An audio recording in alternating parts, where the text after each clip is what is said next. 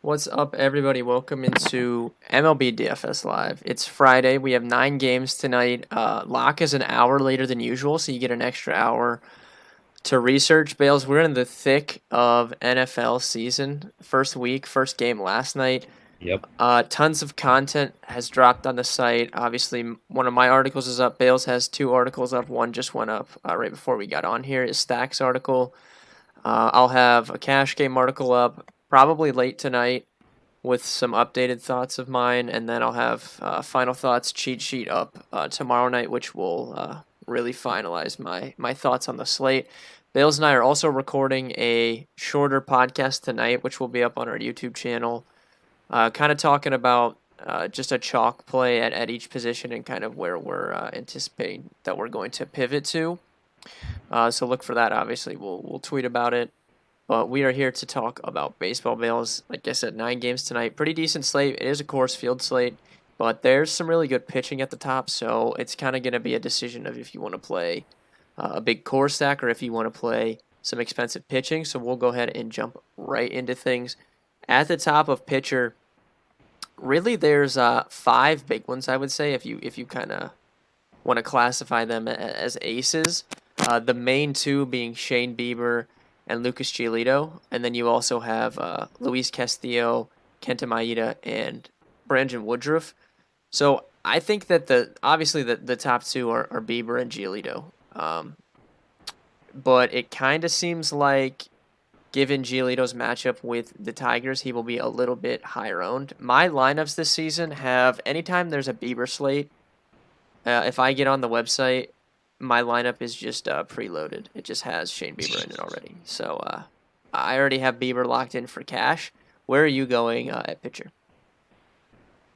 It's tough. I lean Giolito over Bieber just because the matchup's better. But like at the beginning of the season, we never wanted to target Minnesota because we all came in thinking they'd have the best offense, and they just don't. So I have no problems with it. Any of the top five, I'm cool with. Really, no issues whatsoever. I even think if you want to take your shot on Adam Wainwright, you can. I can't imagine literally anyone's going to play him, but Cincinnati's offense is just dreadful. I do think we kind of talked about this before we got on here. I do think you can spend up at 2 spots just because there's a lot of value to be had, but I don't necessarily think you have to. If you want to go down, you have Kikuchi at 6,200. He gets an elite matchup against Arizona, and I take back everything that I said about him earlier this year. He's actually he hasn't been that good on paper, but all his advanced metrics really, really stand out. So he's been getting pretty unlucky. And if you look at who he's played, it's a lot of really tough teams. So I don't mind going there. And then if you're not going there, it seems like a lot of ownership is going to Caleb Smith. This is going to be his first start in quite some time. I think he was out on the COVID list, but he threw 70 pitches in his first start. I think they said that he could throw upwards of a little more than 70 tonight. So I don't really have any issues with him at 5,900 because, it's just so cheap. And then I don't know. It seems like Chris Bubik is getting a little bit of ownership. I would just like to point out that I'm certainly not going there. But at 6,600, it's not like he's really the worst option if you need someone cheap. I just can't imagine playing him over Kikuchi. Yeah, I pretty much agree with what you said. Jacob in chat said weather in Minnesota is an issue. Yeah, it looks Oh, I fine. haven't even checked. It looks fine to me. There is a potentially an issue, but I think that they're going to be good to go. Obviously, closer to lock. If it was an issue, you wouldn't be playing Bieber. But for now, if we're not counting weather, Bieber's my top play. I agree with you. I'm not going to play Smith in his first start back. I think Kikuchi is in play given how he's thrown this year. But really, like, I don't like a ton of these mid tier guys. It's a really top heavy slate. I think for the most part, I'm just going to be on DraftKings spending up for both pitchers. And for FanDuel, I think I'm just going to pick Bieber or Giolito. I don't know. It's spend up day for me. I just don't like a ton of the mid tier guys.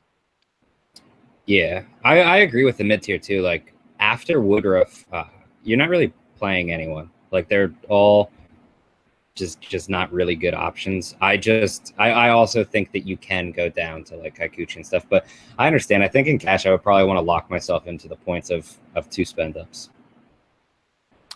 Yeah, if you guys have questions on any other pitchers, go ahead and ask. I feel like we're kind of cutting it short, but there's really just not a ton of guys to talk about today. I think you're playing like a Kikuchi, or like you said, Bubic probably will get some ownership just because he's cheap and there's not a lot of cheap guys today. But I think you're just spending up, honestly. You could get weird with like Wainwright in tournaments maybe just because he's actually thrown pretty decently, and the Reds' offense. So I think I read that they've been they've been one of the most unlucky offenses in the league. Um, so I could see either way, like maybe stacking them or just using Wainwright maybe in tournaments. Woodruff on FanDuel, I think he's fine, yeah, but I would say I prefer Bieber, Giolito, and probably Luis Castillo to Woodruff. I think I'd put those three ahead of him. I don't know if you disagree with that, Bills. On FanDuel? Yeah, Or I mean just in general, yeah. Um, yeah. I think I pretty much agree. I think you can probably add Maeda in there too. It's everyone kind of sees him as like the guy that couldn't strike anyone out still, but I mean he is striking out just a ton of people at the moment, so I don't really have any issues with him. Yeah, we'll move on to stacks. Like I said, Coors Field slate. I think the Rockies and Angels both will get some ownership. Angels have some cheaper guys on DK that I think could end up being popular. Rockies are definitely, like, if you're going to full stack and spend up, I would rather have the Rockies against Griffin Canning than I would the Angels against Herman Marquez. But, I mean, I think, any team in Coors is viable. The Brewers against John Lester and the A's against Jordan Lyles. I know they have an opener, but it's mainly Jordan Lyles. Those are far and away my favorite two stacks today. And they're both really cheap on FanDuel and DraftKings. You can get some cheaper pieces as well. Like those are far and away my favorite two stacks today, Bills. Yeah, the A's are the team that I was gonna actually talk about, but it's I will never not stack against Jordan Lyles. Like he's going to give up runs. It's inevitable. But it doesn't seem like they're getting any ownership, which is kind of weird. So maybe like it changes throughout the day. I haven't really checked ownership in a little bit. Maybe it changes or maybe it has changed, but I think if you do a full stack of the A's, it's probably going to be relatively low owned. I do think that they're going to have a few guys that get ownership as one-offs, but I don't know. It just seems like for the spot that they're in, they should be talked about like relatively close to Coors, and they're just not. Yeah, I don't mind the Rangers on the other side of that game against Mike Fiers as well. And even though I'm a huge Casey Mize fan, I think Casey Mize can be really good. He has obviously looked really raw. They were pretty aggressive in bringing him up. And the White Sox, once again, Bales, will get no ownership as a stack. I mean, yep, literally never. I know they never get any ownership. It's crazy. So I think the White Sox are viable in tournaments as well. Do you have any other stacks that you like? I think you could say San Diego or Milwaukee against John Lester. I like both of them. Yep. If you guys have any questions in chat, I apologize if the stream is laggy. I'm dropping a ton of frames and I don't have a way to fix it at the moment. So if we're lagging a little bit, I do apologize. Nobody said anything, but I mean, I'm dropping a ton of frames. We'll move to the positional plays. I'll let you start at catcher. I don't really know where to go at catcher. I'm assuming I'm probably just going to find the cheapest guy that's starting, given I'm probably going to try and get Bieber and Giolito on DraftKings if Bieber's good to go. I don't know if you have someone you specifically like here. There are a few people that I feel like you can go, and I think you can spend up if you're stacking, that's fine. But if you're not, you're going to go most likely one of either Ben Boom or Walters. They're both 2,700 playing in Coors. If you don't go them, Nottingham is 2,600. Cam Gallagher is expected to start. He's 22. Or Carson Kelly is 23. But if you're playing Kikuchi, obviously you're not really going to play a guy against him. The only other option that I'm really even slightly interested in is Jacob Stallings at 3,000. But I mean, really, you're just going to spend down to like more or less a bottom of the barrel type guy here. Yeah, I think Nottingham and either the Angels guys are both really interesting for cash games. For tournaments, I guess James McCann, just because we were kind of talking about the White Sox a little bit, and people only typically like to use him against a lefty, so I think he is a little bit interesting. First base, talk me off of Matt Olson and Cash. I know he's a little bit expensive on DK, but maybe if I can spend up on one guy, I might choose him. Yeah, I like Matt Olson. I don't know. It doesn't seem like he's going to get a ton of ownership either. So like you're getting a somewhat low owned guy in cash, and like it's I can't emphasize enough how good of a spot this is for Oakland. Jordan Lyles is one of the worst pitchers in the MLB. I don't know. I'm not going to talk you off of it for sure. I think Otani is 44. I think he'll probably get some ownership, and Mitch Moreland is still 4K, and he's been pretty high owned a couple of these slates this week, so I think people will probably go back to him as well. Yeah, I could definitely see that. I think at 4K he's fine against Cueto. I think Abreu, if you're talking tournaments, 5,500, no one's going to play him, but I absolutely like that. And I think if you went like bottom of the barrel, Ryan McBroom gets a matchup against Brault, which is really good, and he's the stone cold minimum of 2K on DraftKings. Yeah, I'll add in Evan White for tournaments. Hits the ball really hard. Statcast data is really good on him. Got off to a really unlucky start, and his price is still pretty affordable. So I like Evan White a little bit. Second base, I think the top overall play at this position is Keston Hiura against John Lester. I don't know if I'll be able to fit him in though. It's so funny, Bale. So like for years, John Lester was able to troll us and just have horrible advanced metrics, and he's somehow continually beat them out for like 2 seasons, and he's finally just been getting beat up every single slate. I just think it's hilarious, but I don't know if I can get up to him in cash. Maybe one of these Rangers guys that are cheap. I think I might be able to use one of them. Dylan Moore, I played in cash the other night, is pretty affordable. I don't mind him. Do you have someone that you are looking at second base? I really like Tommy LaStella. That's more tournaments because he's 4,600. Like if you're gonna get up there, you can probably get to Vera. So Yeah. that would be fun. So LaStella in tournaments. I think cash, if you want to spend down, Urias is fine. He's only 3,100. I know he's hitting seventh, but he's actually been hitting the ball relatively well, and he just absolutely smashes left-handed pitching. So I think you can take your shot there at only 31, but I do agree with you that Dylan Moore is just a really good play. Yeah, LaStella is actually pretty cheap on FanDuel, like right around that 3K mark. So I'll be playing him in cash on FanDuel. DraftKings, it'll probably be like Dylan Moore or, like you said, Urias, maybe one of the Texas guys. I don't know. I'll have to mess around with my build a little bit. Third base, I'll let you start out here. Who do you like at third? I have literally no clue how to say his name, but the kid for the Angels, is it Matt Tice? Yeah, I guess Tice, something Whatever like that. it is, he's 2,700. You're playing him. It's you don't usually get that hitting near the top of the order. He's expected right now to hit second. Assuming it happens, go ahead and play him. He's also outfield eligible. All right, hold on. I'm going to stop you right there. The Angels lineup just came out, and he is not in the lineup. He's not even in the lineup. Not in the lineup. All right, just forget everything that I said about it. Literally everything. I guess we're going to have to swap it out here. I believe that I feel like Ben is going to absolutely hate this. I have no problems tonight, assuming you need money, with Eric Gonzalez in cash. Yeah, I think Ben Boom's catching also as well, just so you know. But yeah, I don't mind that if you're saving. I think the guy that I really want to play is Jed Jerko. Like I really want to play Jed Jerko. But I don't hate Eric Gonzalez. Like just because you need the savings, like you're gonna have to really punt at some of these positions if you're gonna try and play Giolito and Bieber. So I don't mind that at all, honestly. On FanDuel, I don't think you need to go there, but DK, I think that it's definitely in play. What about Brian Hayes? He's only 3K hitting third for Pittsburgh. Do you have? I know like very, very little about him overall. I need to look into him more, but just interesting that you get a 3K player hitting third.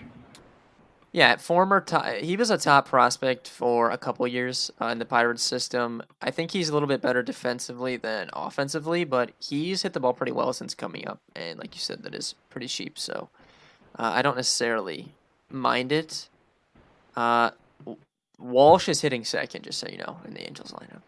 Oh, so that's a play then. That's a stone lock. FanDuel, I Yeah, think he's 25. What is he on DK? 25. Oh god, yeah, that's a And stone lock. so get out of the way, Matt Olson. Jared Walsh is the Yep. cash play now. Yeah, there goes Olson. You can play them both on FanDuel, get that utility spot in there, so that helps. But yeah, that's a stone lock for me. Shortstop, obviously the top guys, Trevor Story, Fernando Tatis Jr., Tim Anderson, like these guys are obviously the top projected plays, but probably not going to have the money to get up to them today.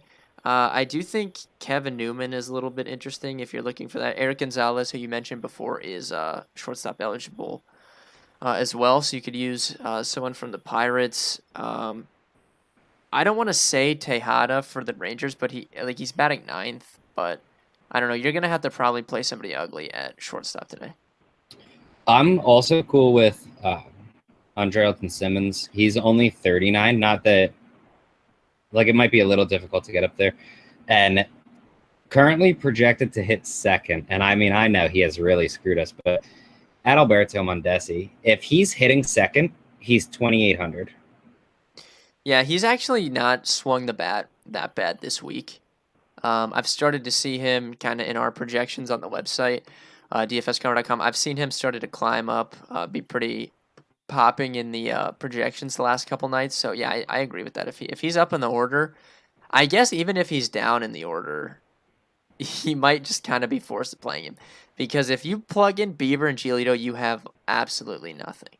I mean, you're gonna have to play just the ugliest bats. What do you legit have? You have 3,500 per person. Yeah, I mean, you have nothing, right? I mean, I think I don't think people are gonna do that. I think I might have like a contrarian cash build, because I just don't think people are gonna. I don't think people are gonna plug them both in. Yeah, I don't think so either. But dude, when you look at it, there are a lot of cheap guys that not only am I like, oh, cool, they're good for cheap. There are cheap guys that I legitimately would like to play regardless. Yeah, I think just people just hate spending up on that, Yeah, no, I completely agree. Because people don't want to play, like, no one that's just a casual player wants to plug in a bunch of scrubs in their lineup. Like, they want to play people that they know. This is the theory. This is the theory of why it's softer on FanDuel than DraftKings, because their pricing's looser. So it seems like you can play just like a monster team every single night, and that's why people like that website better. Yep. But all right, we'll finish up at outfield.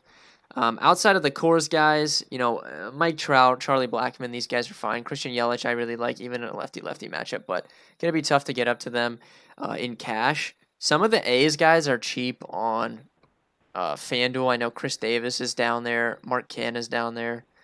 Those guys are pretty cheap. So that's probably where I'm going there. Dylan Moore on DK is outfield eligible as well. And then you kind of got this, like, Joe Adell is pretty cheap on both sites. I think he's cash game playable if you want like a course field play. Joe Adell's in the lineup. Oh yeah. I just freaking Taylor. I just read that, didn't I? Taylor Ward's 2,700, and Justin Upton's 29, and yeah, you're probably gonna have to play. You're gonna probably have to play Justin Upton in cash on DraftKings, I would say. Yeah, but Taylor Ward is also 27. He's hitting 7th, which not elite, but Yeah, Phillip Ervin, if he gets in the lineup, I think is interesting. Timmy LaCastro should be leading off, another value play. If you're spending up, though, like maybe not all the way up, but just kind of in like that mid tier, is there anyone that you like outside of the A's guys? Yeah, I like Trent Grisham quite a bit. He's 48, and his power hasn't translated recently, but he just keeps stealing bases. It seems like he's the kind of guy that, like, if his power is not working, he's going to get some steals. If he's not stealing, it's because he's hitting home runs. Like, he just is like a really good play, and the matchup against Cueto I love. Yeah, I like the Milwaukee guys too. Avisail Garcia, Ryan Braun, those guys. Yeah, both cheap. I think Whit Merrifield's interesting too, assuming he's leading off. Really good matchup against Brawl, and Merrifield's just a really good hitter. I'm late. Who scores 10 runs or 29? Dude, that was so crazy. That Braves game the other night was so crazy. Dude, I stacked Miami, and I had... Yeah, I stacked Miami too. Yeah, had Bauer and Darvish at pitcher, and I was thinking to myself, this could be a takedown if Miami goes off, and they went off, and I wasn't. It didn't matter. It didn't. I scored matter. like over 170, and I didn't even finish like top 10 in my leagues. I don't think. Yeah, but to answer your question, I think the best stacks I think are the A's and the Brewers both for me. Like the White Sox in tournaments because they're going to be unowned once again. But I think like outside of cores, I think it's A's and Brewers. Pitchers, I'm probably going to double spend up on DraftKings with Bieber and Giolito as long as the weather holds up for Bieber. I think if there's any cheap guy, it's probably Kikuchi. There's no one cheap today. It's like you got to spend up at pitcher. It's really weird. Jacob asked an interesting question. If weather becomes an issue for Bieber, who would you play next to Giolito and Cash? I'd like Castillo next after those two. I guess maybe in that scenario, I could go down to someone like Kikuchi and just get bats, but I might play Castillo, honestly. Yeah, that's interesting. I'm not sure what I would do. I'm gonna have to look. I'm gonna have to look at the Cardinals' numbers after we get off the stream. Their numbers against certain pitches, because we typically want the teams that are not good against changeups versus Castillo. But I think the weather's gonna be fine, honestly. But I guess we'll see closer to lock. At least we get that extra hour. So like if it started at 7 and the Indians Twins game was at 8, that would kind of suck, right? But if with lock at 8, it's a little bit more helpful. Like we should know going in if we're gonna be able to play him or not. That about does it though. Like if you joined late, you can rewatch this on YouTube or whatever after Periscope, Twitch, either one. Before we head out, Bales, give me your home run call for tonight. Home run call. Let's go with Ryan Braun.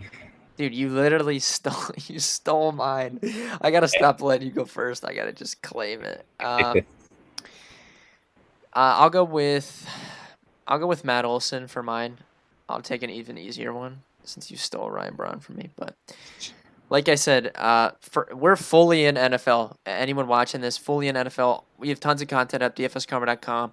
Core plays are live. If you're interested in a package, get in our Discord. Sweat the games with us on Sunday. Get access to Bales and I's core plays plus Anthony, Matt, Sam, everybody. Bales and I are doing that podcast tonight, so look for that. And then obviously I'll have cash game NFL article and final thoughts coming out in the next like 40 hours from now. So with that being said, the next time I'll see you guys Sunday morning, 11 a.m. Join in. We'll answer all your fantasy questions. And if you need anything else, we'll be in Discord. I'll see you guys on Sunday morning.